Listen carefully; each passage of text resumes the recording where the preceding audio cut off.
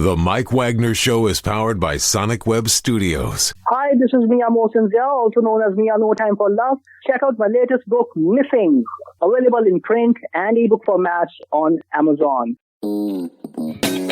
It's now time for the Mike Wagner Show, powered by Sonic Web Studios and sponsored by international award-winning author Mia Mosinzia of Missing. The Mike Wagner Show can be heard on over 40 podcast platforms, as well as hamiltonradio.net, Diamonds FM, and the MikeWagnerShow.com. We can be heard in over 100 countries, featuring over 1,000 well-known and amazing guests throughout the globe. And named one of the top 100 global podcasts in the New York Weekly Times, Hollywood Entertainment News, Los Angeles Weekly Times, Apple, and Chartable. So sit back and relax and enjoy another great episode of the award-winning Mike Wagner Show.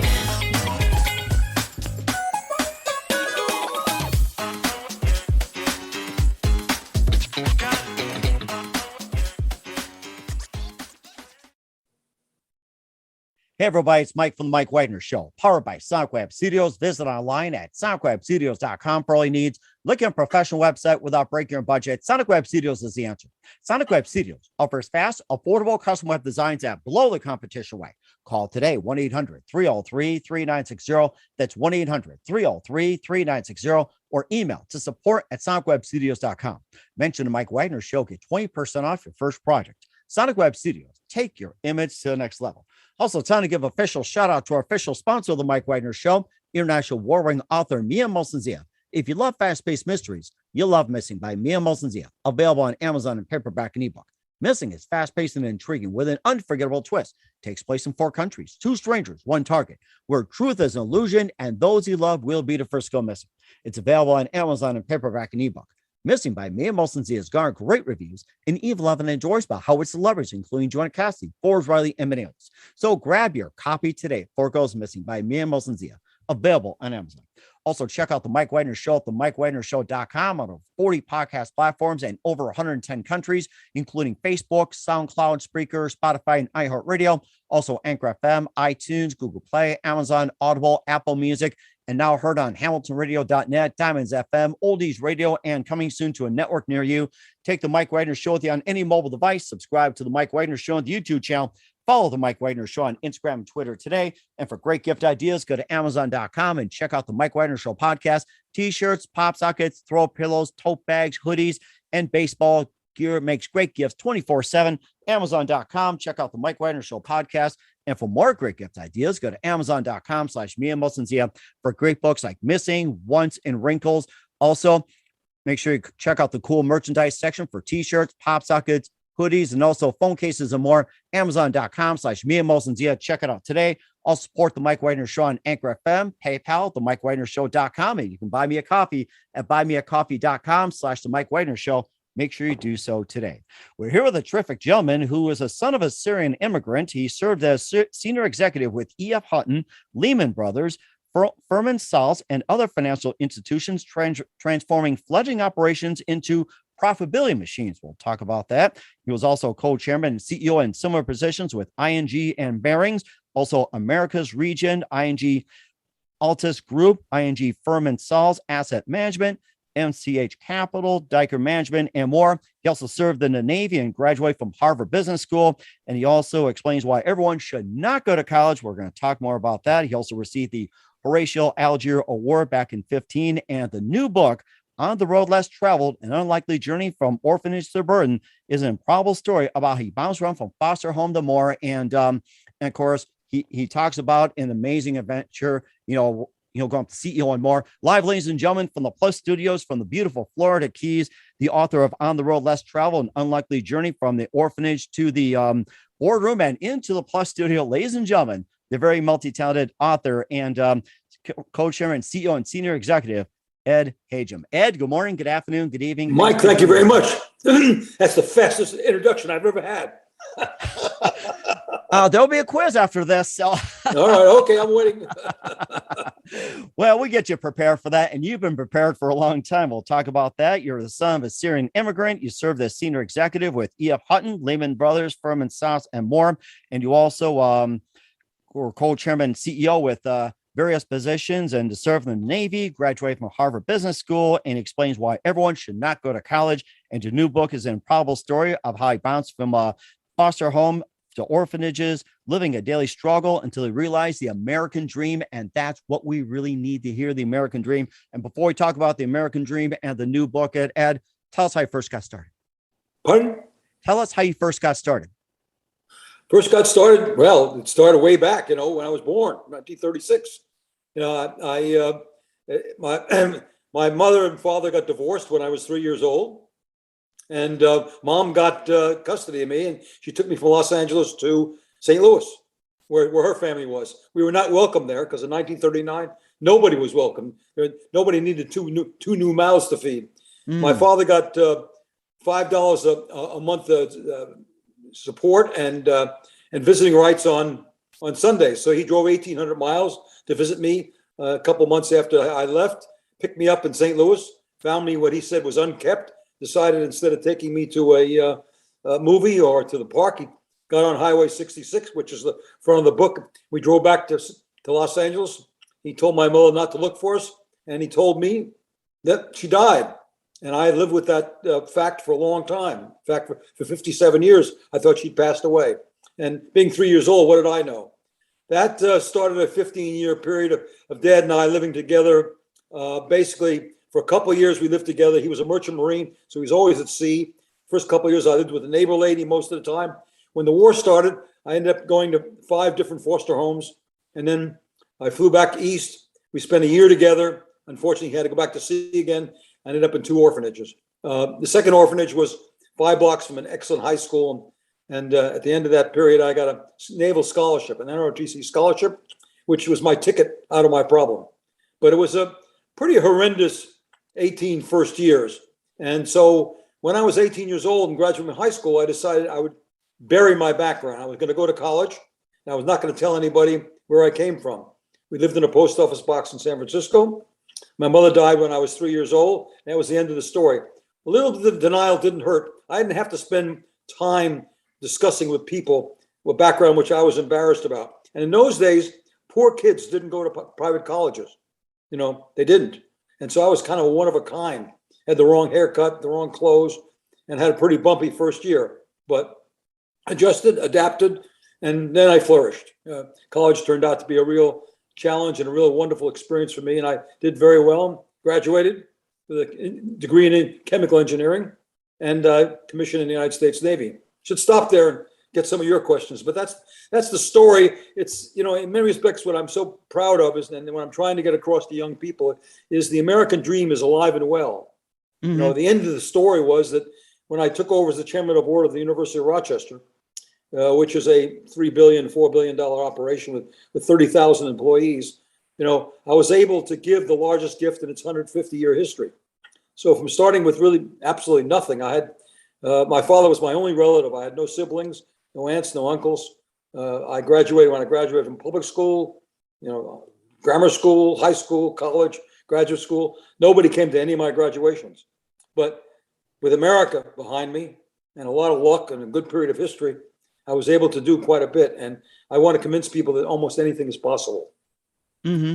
And of course, certainly as well, too. And I'll talk about your American dream in just a minute as well, too. You've been in chemical engineering for quite some time. And, tell us about the transition. You're going from chemical engineering. You also, took up transforming fledgling operations into profitability machines like efhutton, Lehmanbrothers, and more. And I was also, I loved engineering, and I loved I was at Hercules Powder Company working on the new technology at the time. 1964, the new technology was something called plastics. Oh, I was in plastics before Dustin Hoffman. Dustin Hoffman came 5 years later. Thank you, Dustin Hoffman. I went into plastics, and I loved it, but I was going to Wharton School at night in business, and the Wharton professor and a friend of mine at the Harvard Business School convinced me that I should go to school full time. Well, I didn't have the money, I didn't have the grades, but somehow I got in. So in that September, I got in my car with $5,000 in my pocket, which was exactly the amount for a first-year tuition. Went up there, checked in, and said, "Gentlemen, I have money for tuition, but nothing else." And they said, "Okay, we'll lend you the money."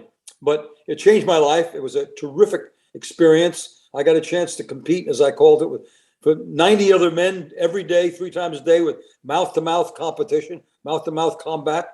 And at the end of the period of time, I was going to go back into engineering, but I all of a sudden took a couple of interviews with financial companies, and it seemed like, although chemicals seemed interesting, the financial business seemed like it was the beginning of the birth of a major industry. People don't realize in 1964, Wall Street was a tiny place. I mean, people like Lehman Brothers and Goldman Sachs, they took 2 people per year. Now they, take hundreds of people per year.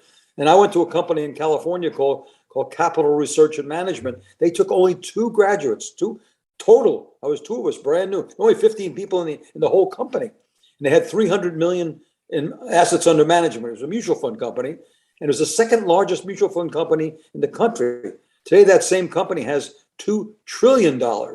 And when I was there, it had 350 million. So that was an industry beginning. It was the birth of an industry. And finance really fascinated me because it gave me a chance to be really free. Being an engineer, you're kind of stuck in a laboratory or you're stuck at a plant. I had two possibilities, one being a plant manager or being a research analyst. But on Wall Street, you could get on your plane, fly to someplace, talk to people, figure out whether it was an interesting deal, bring it back, talk to your partners, make investments. And I really liked that. I also found that on both sides of my experience, I had really bright, interesting people at the time. My customers were very smart and my partners were very smart. And I just had a good time. I mean, I found my passion. And my passion was basically not necessarily finance, but my passion was putting people together to solve a problem, create a product, or make a decision. And I really love that. I love that. And in the finance world, you're doing that. You have all these little modules. These guys are doing bonds, and these guys are doing stocks. These guys are investment bankers. These guys are, they're working in the back office. You have little groups of people trying to accomplish certain things. And I got a kick out of putting them together and seeing them operate. And I love to see people do better than they thought they could. My real passion was helping someone say, I'd say, what do you want to do? And he'd say, I want to do this. I want to see you do better than you think you can. That really turned me on. And so that basically was one of my secrets to management. But wow. I had a lot of fun with that. But that's why I changed, though. It also turned out to be very lucrative. Wall Street turned out to be a good place, and chemicals was not so great over those, following 40 years. So I was lucky to pick the right place. It sounds like not even Dustin Hoffman could save the plastics industry. Right. Dustin Hoffman and I were born in the same hospital in Los Angeles. Oh my gosh. It's like I met him about 20 years later, and I was sitting at a party talking to him, not knowing who he was. He didn't know who I was. And he turns out to be a year younger, and he was a little bit heavier than I was, but not much. Great fellow. Oh my gosh. It's like, what are the odds of meeting the same person in the same hospital? Even it's like the same year earlier, Yeah. year later. It's like, what are the odds? It's like, I cannot imagine that. I think you got me thinking on, who was born in the hospital I was, although it's no longer there. It's like, I challenge everybody to do that. That'd be a new challenge. I'm not even sure that's true, but it seemed like it was true because I remember we shared it. And we seemed like we'd been to the same place at the same time. But it was in Los Angeles. But I loved plastics. I loved the whole industry. I was an applications research engineer, so I'd have salesmen would call me and say, "We got to make this plastic whiter, or we got to make it tougher." And I would go back to the laboratory with my guys, and we sit around and do it. Next morning, we'd call them and say, "Do this," because it was really the beginning of things like polypropylene and polyethylene, and they weren't on the market. They were being tested for things like ropes and bottles and things like that. So it was really fun. I was there at the beginning, but I found finance much better, more free, more interesting, and the companies were much more open. They were smaller also. Hercules at the time, like DuPont, was a very large company, and Capital Research was 15 people, and so it was fun. Mm-hmm. And it sounds fun as well, too. We'll talk more about your financial experience as well, too, translating into your book, On the Road Less Traveled. But first, listen to the Mike Wagner Show at the MikeWagnerShow.com, powered by Sonic Web Studios. Visit online at sonicwebstudios.com for all your needs. Look at a professional website without breaking your budget. Sonic Web Studios is the answer. Sonic Web Studios offers fast, affordable custom web designs that blow the competition away. Call today, 1-800-303-3960. That's 1-800-303-3960. Or email to support@sonicwebstudios.com. Mention the Mike Wagner Show, get 20% off your first project. Sonic Web Studios, take your image to the next level. Also, time to give official shout out to our official sponsor of the Mike Wagner Show, international warring author Mia Mosensia. If you love fast-paced mysteries, you'll love Missing by Me and Wilson Zia, available on Amazon in paperback and ebook. Missing is fast-paced and intriguing with an unforgettable twist. Takes place in 4 countries, 2 strangers, 1 target, where truth is an illusion and those you love will be the first go missing. It's available on Amazon in paperback and ebook. Missing by Me and Wilson Zia has garnered great reviews and even loved and enjoyed by Howard celebrities, including Joanna Cassidy, Forbes Riley, and many others. So grab your copy today. 4 Goes Missing by Me and Wilson Zia, available on Amazon. Also, check out the MikeWagnerShow.com and over 40 podcast platforms and heard in over 110 countries. Take us with you on any mobile device. Subscribe to the Mike Wagner Show on the YouTube channel. Follow the Mike Wagner Show on Instagram and Twitter today. For great gift ideas and more, go to Amazon.com and check out the Mike Wagner Show podcast. And for more great gift ideas, go to Amazon.com/Me and Wilson Zia for great books, merchandising, and more.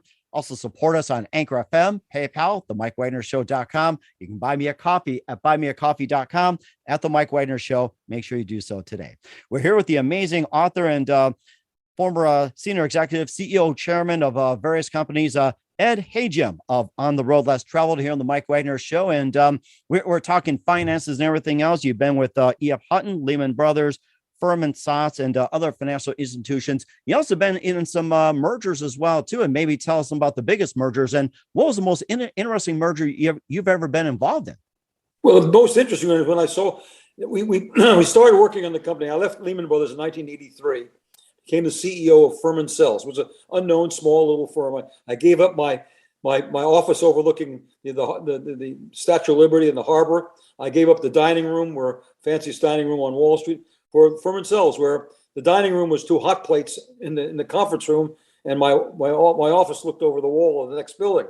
And we started with about $20 million worth of revenues, and after 5 years, we got it up to $85 million. And it was the beginning of late in 1987, and along came Xerox and said they wanted to buy us. And, wow, copycats? You mean copycats? Yeah, exactly, exactly. And so they were on a binge of buying financial firms, and so they bought us. They bought us on October the 1st, 1987. And for those people remember, 3 weeks later the market crashed completely, and we couldn't have been bought. We spent 5 years with Xerox, and they decided they didn't want to be in that business, and we bought the company back.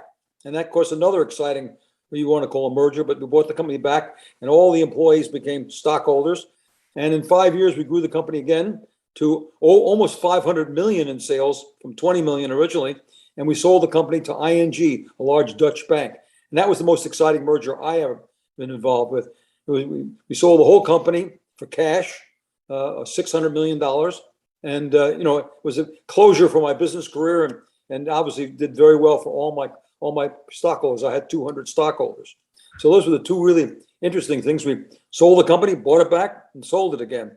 And unfortunately, it didn't work out so well because ING really didn't know how to handle a U.S. investment bank, and slowly but surely the thing went away.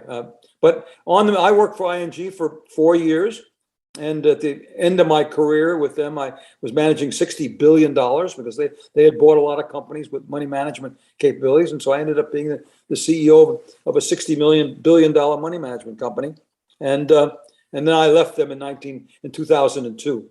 And formed my own hedge fund, which was not a merger, and went on, for there. Eventually started to focus more on philanthropy. That's how I got involved in the University of Rochester and being their chairman.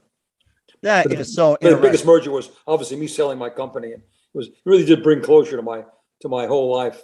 Mm-hmm. I love hearing a story about University of Rochester, given that, and you can just give us a little background on that. That sounds really interesting. Well, I was trustee for 20 years. And then we were going to get a new president. So I helped get the new president. I was ready to leave. 20 years was enough.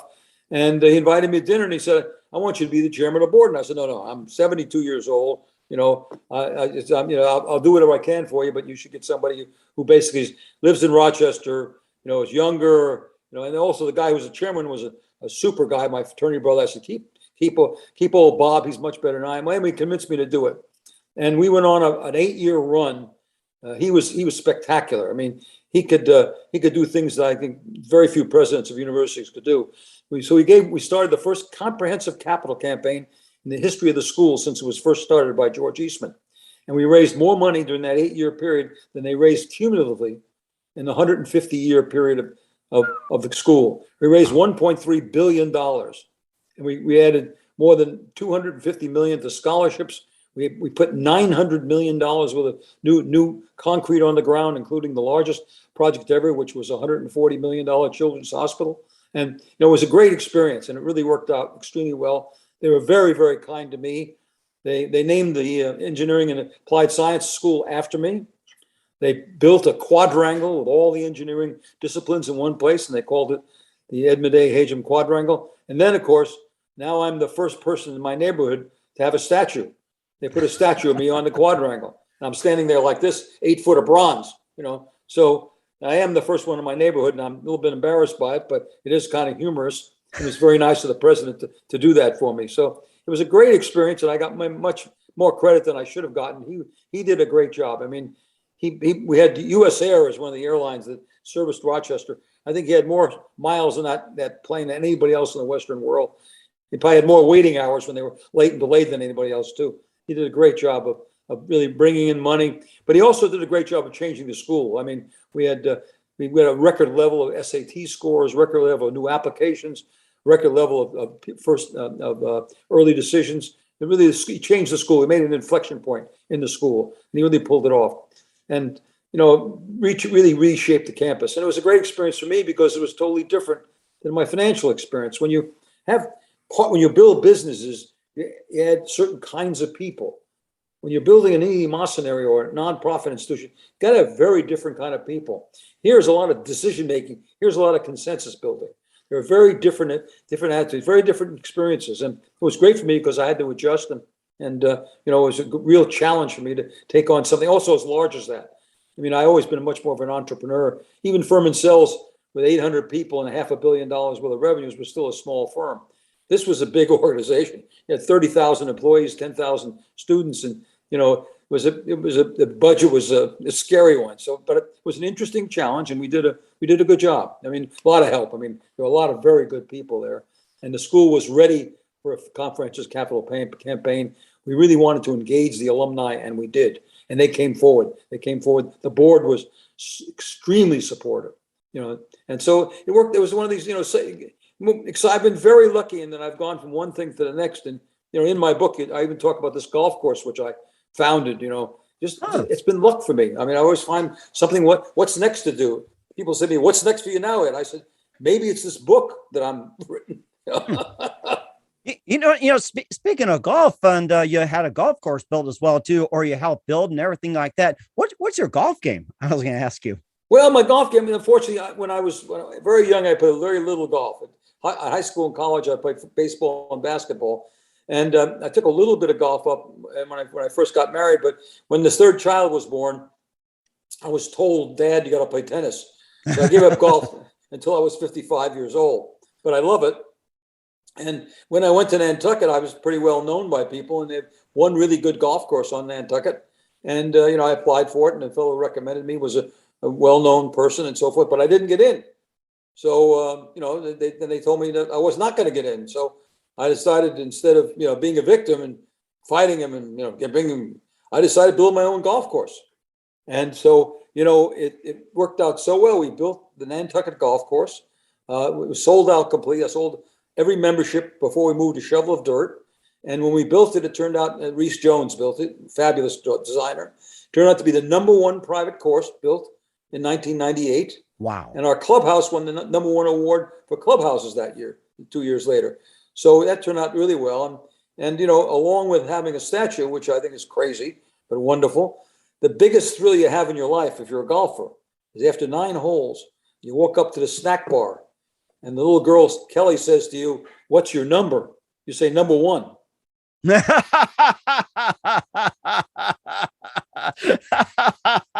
Oh my gosh, I can remember that. I think I tried to play 9 holes one point, and it's like the best shot I had was like I got so frustrated, like on Caddyshack, how the guy got really frustrated, like hit so hard or something. I dug out of a sand trap, one of a couple of sand traps, went over a hill and up the cup, and just like went in. It's like, how the hell he did that? And I said, I was pissed. I was trying to get something.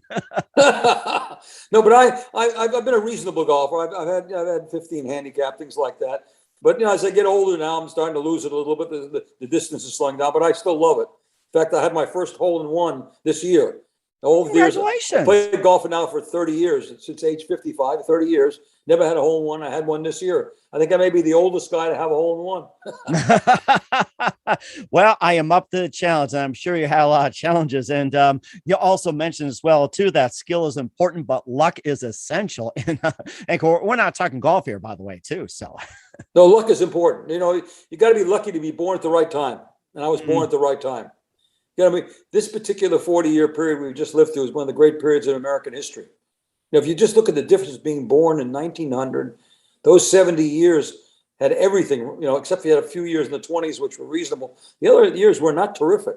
If you're born in 1936, as I was, and had your most productive years were in this, 80s, 90s, and 2000s, you were very lucky. And of course, being born in America, that's another thing. And I've just been a very lucky person. And I always say, if you want, why are you so lucky? Well, when my wife goes to the grocery store, she always takes me with her. You know why? Because I can find a parking place when she can't. I like that. Here, I'll give you this. If you let me have a parking spot, I can imagine that. That's right. No, I mean, but luck is important. You got to have a little bit of luck. But it is, the harder you work, the luckier you get. There's no two ways about that. And the old cliche that says, first you take a chance and then luck arrives, but you got to take a chance. You got to go out there and stretch yourself and go out, take a shot. And then hopefully you get luck as well. Mm-hmm. And of course, too, you also have to go back to childhood as well, too, that many of us have a childhood. But what was the strongest lesson that you learned during your childhood? Well, my childhood looks pretty terrible. Orphanages and foster homes. Some of the foster homes were very, they were awful. They were basically destructive and so forth. But when you go through that period, you end up gaining some advantages from those disadvantages. For example, if first of all, you get self-reliance. If you're all alone, you learn to rely on yourself, and you build into your inner voice a conversation that says, Ed, you can do it because you've done it. But also adaptability. Think about moving from 15 or 20 different places in your first 18 years. You go from one schoolyard to the next, you learn how to adapt to that society, whatever it might be. When you go from one orphanage to the next, there's a rites of passage. You got to pay attention to how you integrate yourself.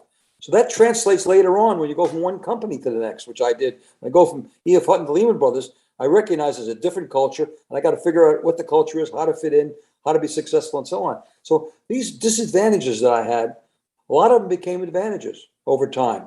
And, and in fact, people say to me, well, I grew up in, like my children did, in, a fine community, and they don't have this kind of disadvantage. How do I do it? I said, get them out on their own.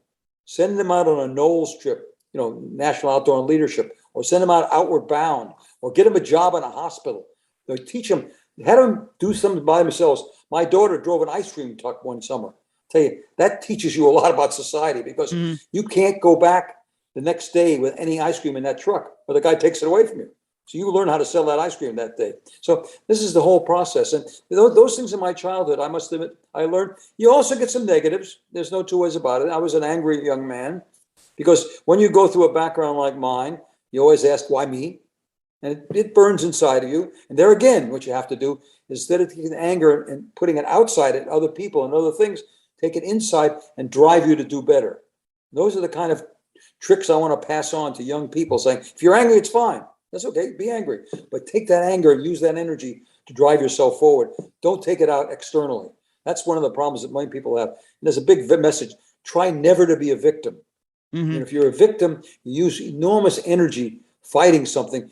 You have to use that energy to figure out what's next and go on. What's next not as easy either. So using the energy to go forward, you'll make it. And if you say to yourself, hey, it's over. Lehman Brothers, I spent 7 years there. Read the book. I did almost everything right. I turned around 2 major divisions. The group raised $7.5 billion in 2.5 years. And I got basically thrown out. I could afford it. But what I do? I found my dream job, which was the next job. And I went on. I remember going to the boss, who I fought with for 7 years. I said, Lou, I learned a little, and I earned a little, and I learned a little, and I'm out of here. And that was it. And I went on to the next thing. I think that's really what you have to do in life. You just, and that's why I say that in college, go there and try things, because success in life is being able to fall down and get up. That's a cliche, but it's true. And in college, you can reach and stretch and fail. Early failure is a gift. And again, that's in my book. I failed pretty miserably in my 30s, and I learned an awful lot from it. So, and of course, I gotta say this, is that you're pretty much a hero yourself. And back in the day, young people, had some heroes, but it seems like it's lacking. Why is it essential for young people to have heroes? Why is it or need them? I should say, yes. To have what? Why do you believe young people need heroes? It's like young people aren't there in search of a hero. I'm strong on that too. I think that it's easier to. I don't like heroes as individuals. I like traits. Let me just say, one of my heroes is Winston Churchill. I love his persistence, but I don't want his drinking habits. I think Steve Jobs is the most creative man maybe that ever lived. He and Leonardo da Vinci, but I sure as heck wouldn't want his personality. So I want young people to take traits that they want to, and it's easier to see a trait and copy it, or at least try to make it like that, than take a whole person. So the whole person, good point. We're all packages, and it's hard to take here and say. But in we had some heroes. I mean, when he went to the movies on Saturday, John Wayne was a hero because he did the right thing and he always won. Mm-hmm. So did Jimmy Stewart. So there were, and for a young person, very young person, young like I was, and 5, 6, 7, 10 years old, that it'll help you saying, if I do the right thing, I will succeed. But later on, it's more, if you want heroes or mentors, take their traits and use those traits. Don't try to take the whole person, because all of us are vulnerable, all of us are packages, we all have weaknesses. Mm-hmm. And certainly do so as well too. And of course, just a couple of things before you talk about your book. You talk about going to Navy, go to graduate school, and you also talk about something about getting a trade, which is lacking these days. Which do you think you would recommend, like going to? I'm a nutcase on the service. That service changed my life. And if you read Hillbilly Elegy, you'll see that he also's life was changed by going to the Marines. In the case of being a naval officer, couldn't have a better experience. Here you are, 22 years old. You go aboard ship. Captain takes you, introduces you to your division, 180 men, 360 eyes look at you. You're now 24/7. You have to be an example. You've got to be a model. You learn from the 55-year-olds and you help to teach the 18-year-olds. But it's really a system. Also, I remember very specifically, one of the old timers said to me, Ed, we'll give you 6 months. So in 6 months, I learned everything I could about that ship and proved to those people that I was good enough to be their boss, and that was important. I also learned discipline. In the Navy, there are rules you must follow. All right? And that was a very healthy experience. There's certain ways you have to look, and that was very important to me too. So the Navy taught me, it was almost an invaluable experience. And when I left, I learned everything there was to learn. I learned how to take a ship in and out of port. And the fact is, I got what they call a command duty officer's rating, which means when the captain went ashore at age 24, that last year I was aboard ship, when he went ashore, 1 out of 4 nights, I was the captain. So that was, that was a great, great experience. But in today's world, I think that there's no longer the service requirement. I mean, I had to either go become an officer or become an enlisted man. The draft was on. I guess if I had all my power, I'd probably put the draft back in, or put back in some kind of service to our country. I think it's very important that early in your life, you give back to the country, and therefore you become patriotic. I will never give up. I mean, I was in the service. I was 4 years in college as a midshipman, 3 years active duties, and 6 years inactive duty. I was in the service for 13 years essentially. Wow. So it was a very good experience all the way through. Wearing a uniform, looking sharp, and so on and so forth. Today, I think that we need a great increase in vocational education. I'm a big sponsor of both the Upper Keys Community College here in Key Largo. I'm also, our golf course gives out 7 vocational scholarships a year. If a kid wants to be, a young man or a young woman wants to be a shift, let him be a shift. But today, going to a chef school costs you $40,000 a year. So we give scholarships for that. Our golf course in Nantucket gives 7 vocational scholarships. 5, 6 years ago, we went to the principal of the local high school. He thanked us because we gave 2 academic scholarships a year for 10 years. He said, but half the kids here don't go to college. Whoops. Okay. There's a real need. So we started giving these vocational scholarships. And I've written a couple articles on this, which nobody wants to publish, but it's harder to get an appointment with your electrician than it is your doctor.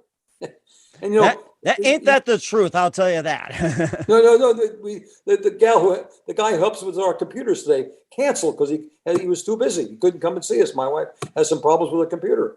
But the doctor, I call him up, he answers the phone right away. So, No, I'm being facetious, but you look at what's happening down in this in the Keys, the Upper Keys College, community college here in Key Largo, training nurses, which we're in desperate need of, and so training first responders, training hospitality people. These are all needs, and basically, people find your passion. You don't necessarily have to go to college. You go to a school where you learn something that you're really excited about. And and when I was a youngster, there were two tracks. There was an academic track and a commercial track. And today, if you're an electrician or a carpenter, you can make a very, very good living and live happily ever after, basically doing what you want to do.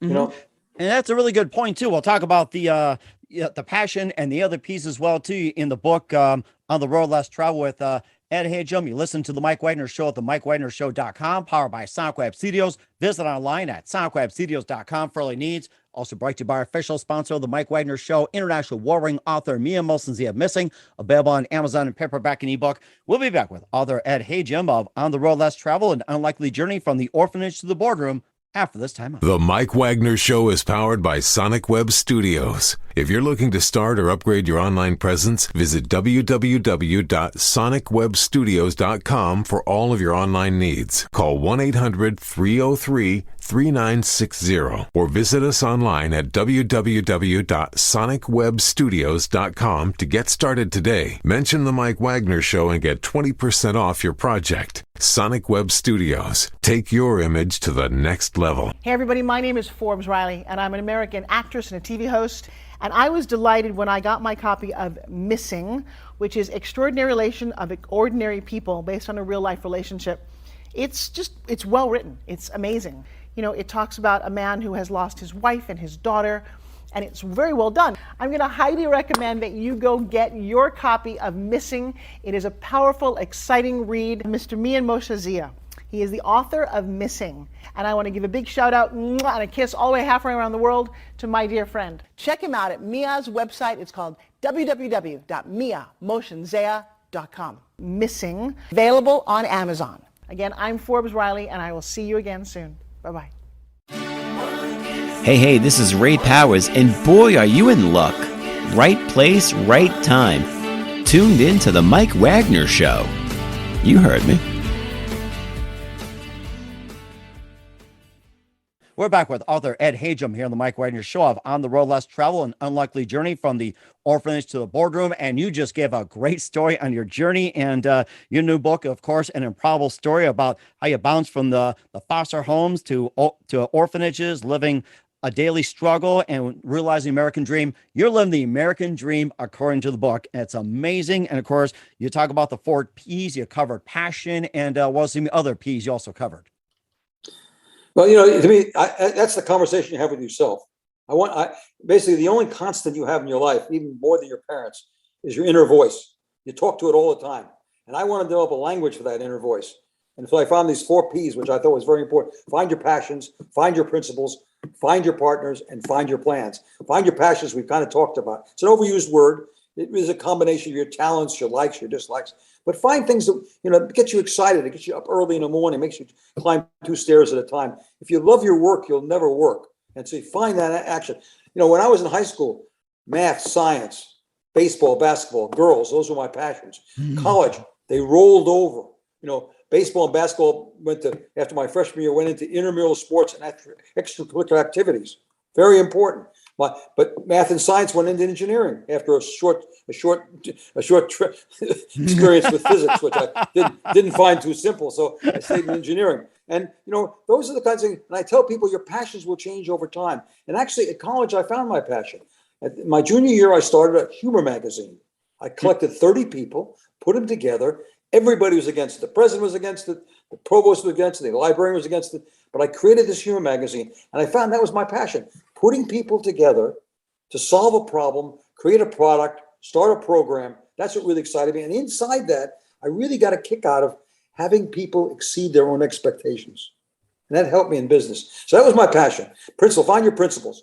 Mine were early, was the golden rule taught by the nuns with the golden ruler at the Catholic Church. They didn't mess around.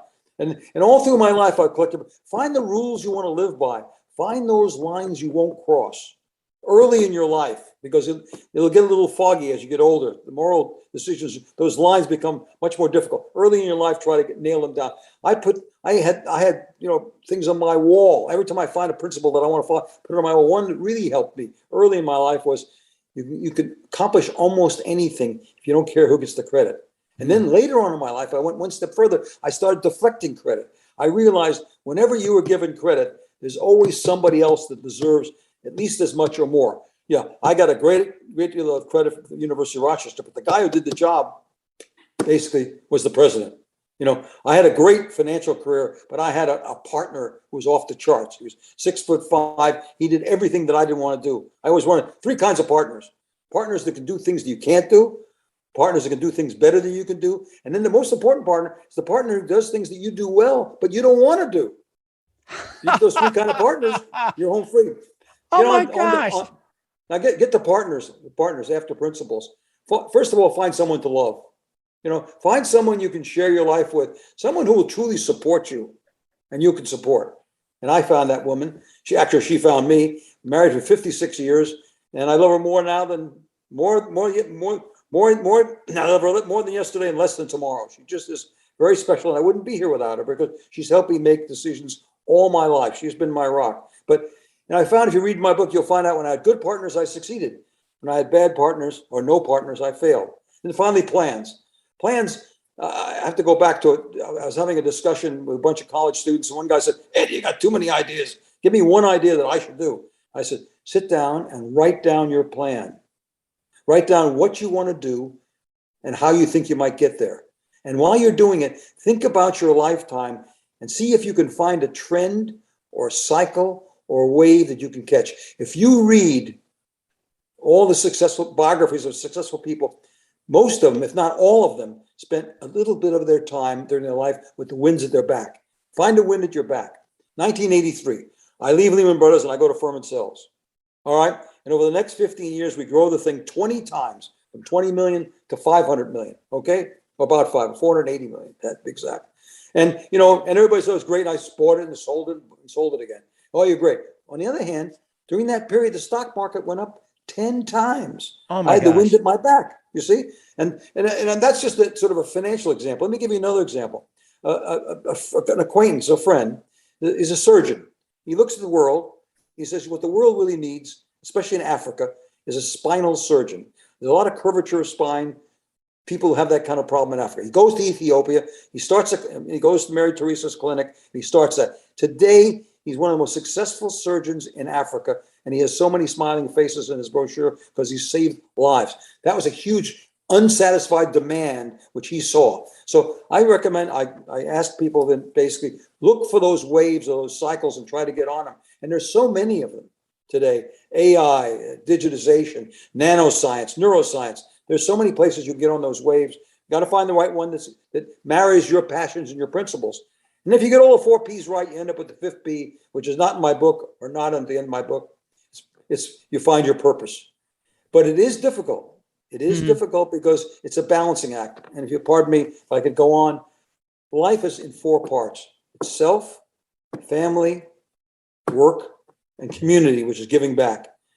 And by definition, to be successful in any one of those areas, you got to focus. And as soon as you focus on one area, it's less focus on the other areas. So it's a juggling act. So if you're focusing on yourself, as most young people do early in life, family kind of goes up in the air. That's when teenagers get rid of their parents, All right? If you're focusing on your work, sometimes your family will suffer. Your wife will say, "Wait a second, you're not spending enough time on me."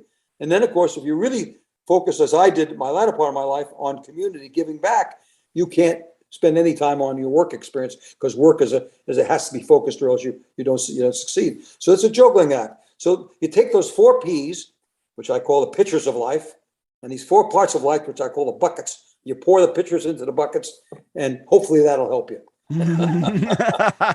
But life is not simple. It's very complicated. By definition, if you think about it, anything you focus on takes energy away from another area. That's why a lot of people, I recommend you leave philanthropy or giving back to a little later part of your life, because self, family, and work are pretty hard to balance. That is very true. And it made me think of a quote from a movie I took to family. It's a little cartoon called Robot. And I think that Robot said, who was it, Robin Williams? Or no, it was Mel Brooks, that Mr. Big or something. He said, see a need, feel a need. It may seem, rather trite, but that's actually true. I think of it, see a need, feel a need. Mm-hmm. Yeah, I also see that too. And also, just the last thing about your book, On the Road Less Traveled, and Unlikely Journey from the Orphanage to the Boardroom. And of course, you always, drill people on, what inspires you, what drives you, and everything else. And, oh yeah, that's good. Also good idea to put that up, On the Road Less Traveled, with author Ed Hajim. And of course, what was your purpose and what was your reason to write the book? Let's hear your purpose and why. Well, I buried my background when I was 18, went to college, told nobody about my background. When I was about 75, my wife, my daughter, and the University of Rochester got on my back. So we really want you to put down your life. And my wife knew most of my life. So did my daughter. And she said, we really have to have a record. So I decided I would do it. And once I got the first galley done, I sent it out to 15 people, most of which are on the back of the book, the blurbs. And they all said, no, you can't just give this to your family. You got to take it to a wider audience. But all my life, I've lived under the mantra, to live happy is to live hidden. I didn't like talking to guys like you. I didn't talk to television. People would call me up when I was in the financial business, be on CNBC. I say, no, I'm not interested. I don't want to do that because it's too much energy, and so forth. Going out in the open was kind of scary for me, but people kept encouraging me. And now that I'm into it a year and we've sold 10,000 copies, and I have almost 10 universities now that have used it, I think it's been very satisfying. And what, the characteristic of me is what's next. And it looks like this book, and I have 2 more manuscripts, which I guess maybe will last me a few more years. And so I'm going to decide to keep this book thing going. And I meet a lot of interesting people, Mike, including people like you. I've had so much fun with this.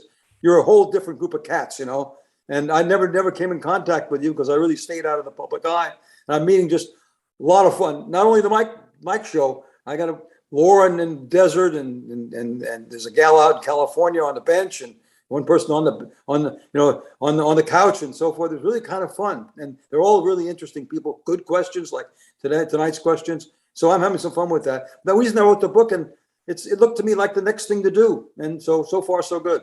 Mm-hmm. And of course, you also asked about what's next. I think you read my mind on that. Like, what's next for you, Ed? 2022 and beyond. What's next? It's the book, and see what my second book is going to be on the 4 Ps, and it sounds corny, but the book is an allegory, and it could be it could be the first video game that nobody gets shot. Oh, that'd be fun. So and I have a third book which is going to be lessons, and I want to take out of my this book and really drag the lessons out and put them in very concise form and see if I can zero in on them. I really want to find out what drove me, where I can pass it on to young people. I'm getting feedback. I got a letter the other day that just took care of everything. This woman's mother, this gal's mother, wrote me a letter and said, my daughter was not going to go to college, and she listened to you, and she's going to college now. Oh, it's amazing. And that just changes your life. So if I can do that, that's what's next for me. I still am chairman of a company in Boston. I have 3 or 4 consulting contracts. I still love the stock market because I think it's a fascinating intellectual challenge, and it makes you an interesting person. I have at least 4 groups of people that basically talk at least between once a week and once a month, discussing the market and the world. So I want to keep myself, alert and so on. And I still play golf. So there's a lot of things. What's next? My wife's hoping I'm going to slow down. She's in trouble. We'll definitely join you for a round of golf, Ed. We're here with author Ed Hajim on the Mike Wagner Show with On the Road Less Traveled, Unlikely Journey from the Orphanage to a Boardroom. And, just a couple of things. You've been great. We'd love to have you back. And who do you consider biggest influence in your career? What's my biggest influence in what? I'm sorry. Who do you consider biggest influence in your career? Oh, yeah. I don't know. It's, again, like me, it's been a combination. I take different things from different people. Pete Peterson, who was the chairman of board of Lehman Brothers, gave me a lot of what I call fairness. He was a very fair man. Ace Greenberg was the chairman of board of Bear Stearns, was the most generous man. Jimmy Dimon is the most well-rounded person I've ever come across. So I haven't found any flaws with Jamie yet. So, those are the kinds of people who influence me. But the biggest influence has basically been my wife. I mean, she's there all the time, and she brings so much to the party that I don't have. She has great sense for people. She had a great sense for situations. I mean, when I was leaving Lehman Brothers, she said, leave Lehman Brothers, get out of there. You know, I was hanging on because it was a great place. I mean, had a beautiful office. You know, I'd created a nice business, but she didn't like the people there, and she thought it was a bad place for me. And she's been fabulous in building our homes. We've had really very good luck in real estate. We live in 2 or 3 wonderful places right now. Wow. And that's, I give her that credit. So she's had the biggest influence. But there have been people in my life, you know, and I can go back to the head of the last orphanage, who was a man who desperately tried to help me. And I was, that point in time, I was so independent. But he did finally get through to me. He really wanted me to be successful. So there's been, along the way, I've had a lot of influence. You know, you say, well, I did it all by myself. I didn't. It took more than a village. There was a professor, you know, my first year at college when I was having an enormously rough time, that basically stayed with me the whole 4 years and counseled me all the way through. Wonderful man, Oscar Miner, mechanical engineering professor. So I would say that just, I can't point to any one person who really influenced me overall. You know, there have been a lot of people that have, and in different arenas. Because when you move for different arena, you want a different influencer. Because people really, you know, people are very different in different arenas. You know, the president of a university has very different characteristics, even though they think they're the same, than a CEO of a corporation. Even a CEO of a corporation in different industries have different mentalities. Mm-hmm. So, and of course, I'm sorry, I can't answer that as best you'd like to. And of course, a collaboration does help. I think you collaborate very well. I got to say that. So you're easy to collaborate with, Mike. A good collaborative answer. I like that. Thanks. And what's the best advice you can give to anybody at this point?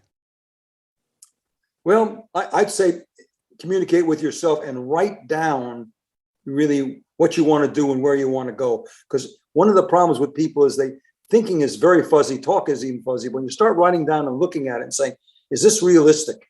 You know, can I do this? Do I want to do this? Is it doable? And as I go forward, I can look back at what I've written down. I have piles of yellow pads on my plans and say, you know, it's not possible. Like, for example, I wrote down my freshman year, I think I want to be a physicist. So I took a advanced physics course and I flunked it. It's very perfect. Backed off, moved in a different direction. But I think I try to write down things and also be optimistic. This is one of the most exciting periods of history. No one can tell you, we got a war, we got the pandemic, we got inflation, but there are so many things you can do today and so many advances. I mean, medical science is going to go, I mean, it's gone crazy, but it's going to go even further. I'm reading a book now on medicine where, you know, we're going to be able to tell the body to do certain things. And you'll not cure yourself, but a lot of the things can be done with non-intervention. There's a whole area there. We're going to have to cure neurological diseases. I mean, curing Alzheimer's, it's going to be but we'll get it done in our era. So I just say, be optimistic. Probably that's one thing. Be optimistic and just find your passion and go after it. Do it. And certainly we'll do so. I've been writing it down as we speak too. So I've been doing that. So we're here with author Ed Hajim of the book, On the Road Less Troubled, Unlikely Journey from the Orphanage to the Boardroom on the Mike Wagner Show. Ed, a very big thank you for your time. I learned a lot from you. You're absolutely terrific. Looking forward to having you again soon. Make sure you keep us up to date. Keep in touch. Love having you back. And once again, tell us about your upcoming projects. What's your website? How do people contact you? Where can people purchase or check out your book? Yep. www.edhajim, the only Ed Hajim in the world.com. His website is pretty full. My publicist keeps pumping stuff into it. You can buy the book on Amazon or Simon & Schuster. You know, you can look at the reviews there before you buy it so that you can see what people think about it. Thank you so much, Mike. This has been very pleasant. Terrific. And we certainly will do so. And a big thank you for your time, Ed. You're totally amazing. Love to have you back. Looking forward to having you soon. Make sure you keep us up to date. Keep in touch. We wish you all the best. And you definitely have a great future ahead of you. Hey, have a great evening. Take care. The Mike Wagner Show is powered by Sonic Web Studios. If you're looking to start or upgrade your online presence, visit www.sonicwebstudios.com for all of your online needs. Call 1-800-303-3960 or visit us online at www.sonicwebstudios.com to get started today. Mention the Mike Wagner Show and get 20% off your project. Sonic Web Studios. Take your image to the next level. Hey everybody, my name is Forbes Riley, and I'm an American actress and a TV host. And I was delighted when I got my copy of Missing, which is Extraordinary Relation of Ordinary People based on a real life relationship. It's well written. It's amazing. You know, it talks about a man who has lost his wife and his daughter, and it's very well done. I'm going to highly recommend that you go get your copy of Missing. It is a powerful, exciting read. Mr. Mian Moshe Zia. He is the author of Missing. And I want to give a big shout out and a kiss all the way halfway around the world to my dear friend. Check him out at Mia's website. It's called www.miamotionzea.com. Missing, available on Amazon. Again, I'm Forbes Riley, and I will see you again soon. Bye-bye.